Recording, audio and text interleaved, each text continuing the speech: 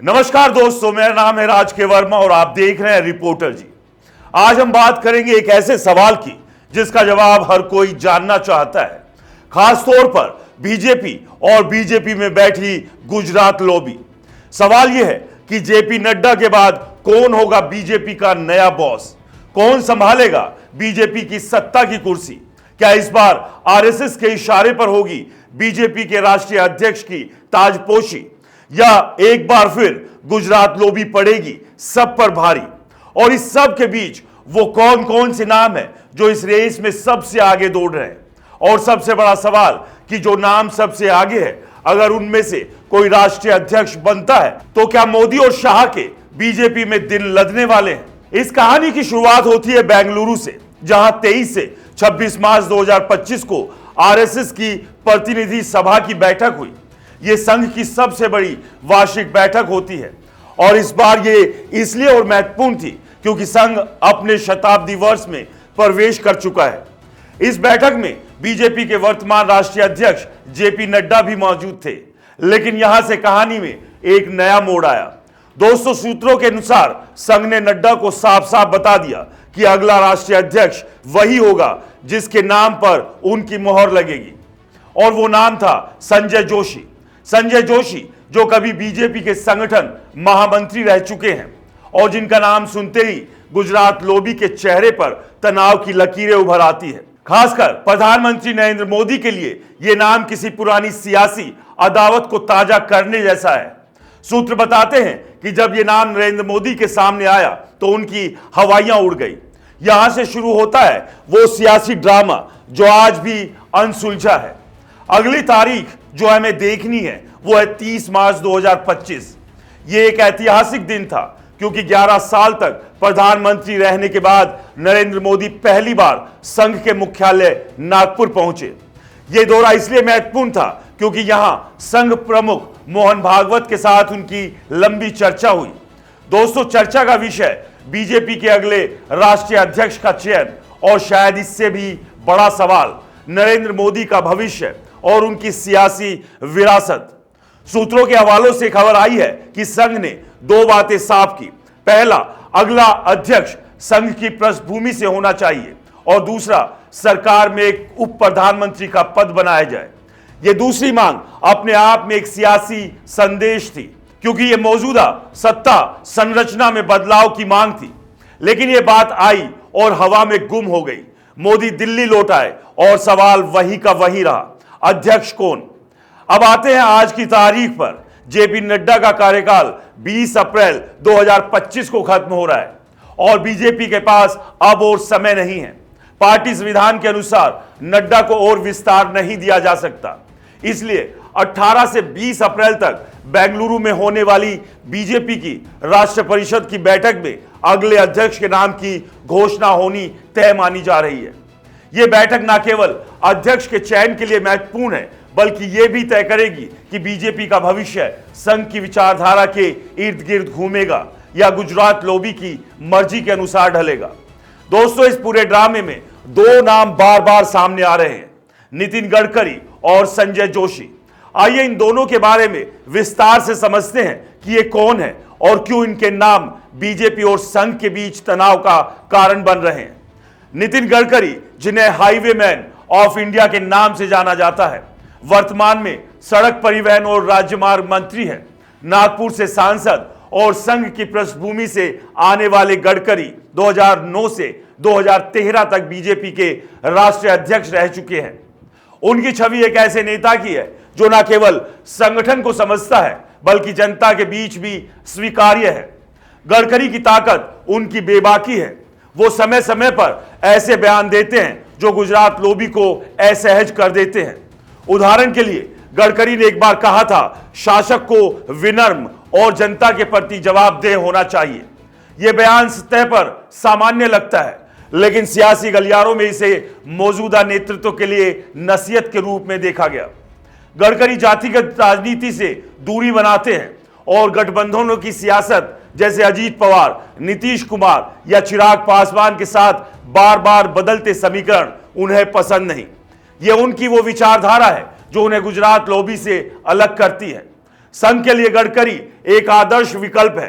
वो पुराने, वफादार और संघ की विचारधारा से गहरे जुड़े हुए हैं।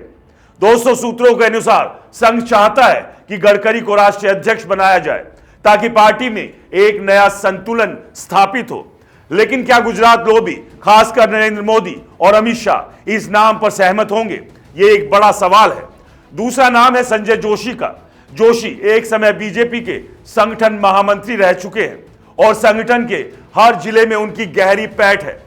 वो संघ के कट्टर समर्थक है और उनकी कार्यशैली ऐसी है कि वो हर कार्यकर्ता को व्यक्तिगत रूप से जानते हैं।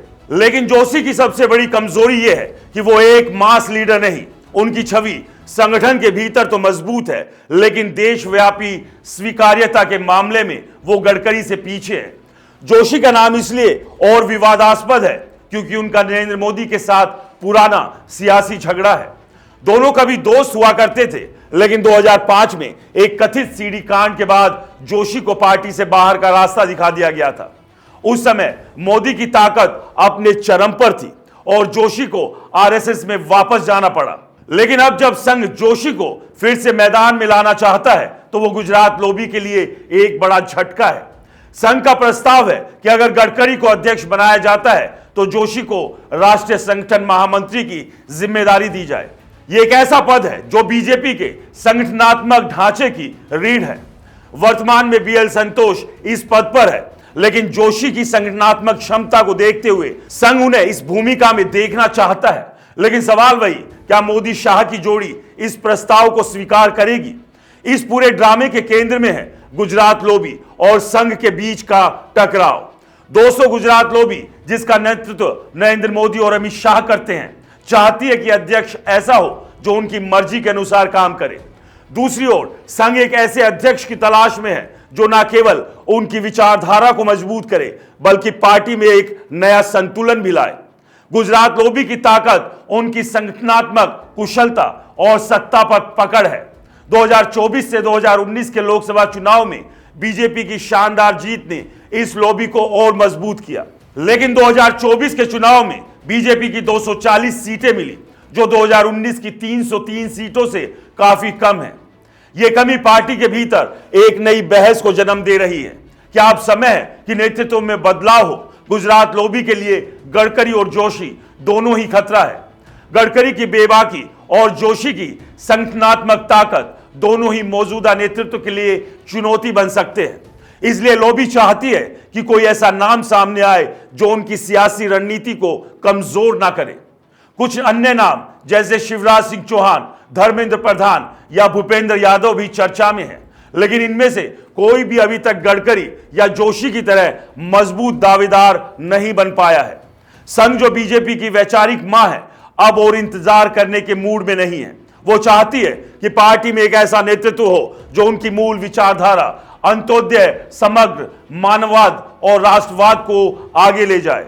संघ के लिए गडकरी और जोशी दोनों ही मापदंड पर खरे उतरते हैं। गडकरी की जन स्वीकार्यता और जोशी की संगठनात्मक क्षमता दोनों मिलकर बीजेपी को 2029 के लोकसभा चुनाव में फिर से बहुमत दिला सकते हैं। लेकिन संघ की यह मंशा गुजरात लोबी के लिए स्वीकार करना आसान नहीं है। 2013 में भी जब गडकरी को दूसरा कार्यकाल देने की बात थी, तब लाल कृष्ण आडवाणी और अन्य नेताओं के विरोध के कारण उन्हें हटना पड़ा था। दोस्तों, उस समय राजनाथ सिंह को अध्यक्ष बनाया गया था। आज 12 साल बाद इतिहास फिर से दोहराता दिख रहा है। इस पूरे प्रकरण में एक और बात जो ध्यान खींचती है वो है तारीखों का बार बार बदलना। पिछले कुछ महीनों में कम से कम 10 बार नई तारीखें सामने आई, जिनमें कहा गया कि अध्यक्ष की घोषणा होगी। कभी हरियाणा चुनाव के बाद, कभी महाराष्ट्र चुनाव के बाद, कभी महाकुंभ के बाद, कभी खरमास के बाद, कभी दिल्ली विधानसभा चुनाव के बाद और अब नवरात्र के बाद। लेकिन हर बार तारीखें टलती गई और सवाल अनसुलझा रहा। यह अनिश्चितता बीजेपी के भीतर चल रही गहरी खींचतान का प्रतीक है। दोस्तों, यह केवल एक व्यक्ति के चयन का मामला नहीं, बल्कि यह सवाल है कि बीजेपी का भविष्य कौन तय करेगा, संघ या गुजरात लोबी। और इस सवाल का जवाब 18 से 20 अप्रैल की बैठक में मिलने की उम्मीद है। जनता के बीच स्वीकार्यता गडकरी की छवि एक ऐसे नेता की है जो काम करता है, उनके मंत्रालय के 54,858 किलोमीटर राष्ट्रीय राजमार्ग बनाए और दिल्ली मुंबई एक्सप्रेसवे जैसे प्रोजेक्ट उनकी उपलब्धियों का हिस्सा है। संघ की पृष्ठभूमि, गडकरी की जड़ें आरएसएस से गहरी जुड़ी हुई है। वो संघ की विचारधारा को अच्छे से समझते हैं। बेबाकी वो अपनी बात बिना डरे रखते हैं, जो उन्हें कार्यकर्ताओं के बीच लोकप्रिय बनाता है। गुजरात लॉबी से तनाव, गडकरी के बयान अक्सर मौजूदा नेतृत्व को असहज करते हैं। उनकी स्वतंत्र सोच लॉबी के लिए खतरा बन सकती है। जातिगत राजनीति से दूरी, बीजेपी की राजनीति में जातिगत समीकरण अहम है, लेकिन गडकरी इस तरह की सियासत से बचते हैं। संगठनात्मक क्षमता, जोशी हर जिले में कार्यकर्ता को व्यक्तिगत रूप से जानते हैं। उनकी संगठनात्मक कुशलता बेजोड़ है। संघ का समर्थन, संघ जोशी को एक वफादार और समर्पित कार्यकर्ता के रूप में देखता है। अनुभव, जोशी पहले भी संगठन महामंत्री रह चुके हैं और उन्हें पार्टी के ढांचे की गहरी समझ है। मास लीडर की कमी, जोशी की छवि संगठन तक सीमित है। जनता के बीच उनकी स्वीकार्यता गडकरी जितनी नहीं है। मोदी के साथ पुराना विवाद, जोशी और मोदी की अदावत बीजेपी के भीतर एक खुला राज है। यह अपने लिए सबसे बड़ी बाधा है। जैसा कि हमने देखा, बीजेपी का अगला राष्ट्रीय अध्यक्ष कौन होगा, यह सवाल केवल एक व्यक्ति के चयन तक सीमित नहीं है। यह सवाल बीजेपी की दिशा, उसकी विचारधारा और उसके सत्ता संतुलन को तय करेगा। दोस्तों, 18 से 20 अप्रैल को बेंगलुरु में बैठक है और तब यह साफ होगा कि जीत किसकी होगी, संघ की या गुजरात लॉबी की। सूत्रों के अनुसार इस समय चर्चा नितिन गडकरी को अध्यक्ष और संजय जोशी को संगठन महामंत्री बनाने पर केंद्रित है। लेकिन क्या यह प्रस्ताव जमीन पर उतरेगा या फिर गुजरात लॉबी कोई नया नाम सामने लाएगी, यह देखना बेहद दिलचस्प होगा। दोस्तों, यह कहानी केवल बीजेपी की नहीं बल्कि भारतीय राजनीति की एक बड़ी तस्वीर है। यह एक ऐसा शतरंज का खेल है जिसमें हर चाल सोच समझ कर चली जाती है। एक तरफ संघ है जो अपनी वैचारिक जमीन को मजबूत करना चाहता है, दूसरी तरफ गुजरात लॉबी है जो सत्ता की बागडोर अपने हाथ में रखना चाहती है, और बीच में है नितिन गडकरी और संजय जोशी जिनके कंधों पर बीजेपी के भविष्य की जिम्मेदारी डाली जा सकती है। तो दोस्तों, 18 अप्रैल से 20 अप्रैल तक की तारीखों को नोट कर लीजिए, क्योंकि इन 3 दिनों में न केवल बीजेपी के अगले अध्यक्ष का नाम सामने आएगा, बल्कि यह भी तय होगा कि भारत की सबसे बड़ी राजनीतिक पार्टी का भविष्य किस दिशा में जाएगा। तब तक इस सियासी ड्रामे का मजा लीजिए और अपने विचार हमारे साथ साझा जरूर कीजिए। और दोस्तों, आपसे निवेदन है, अगर आपने रिपोर्टर जी चैनल को सब्सक्राइब नहीं किया है तो चैनल को सब्सक्राइब करना ना भूलें। नमस्कार।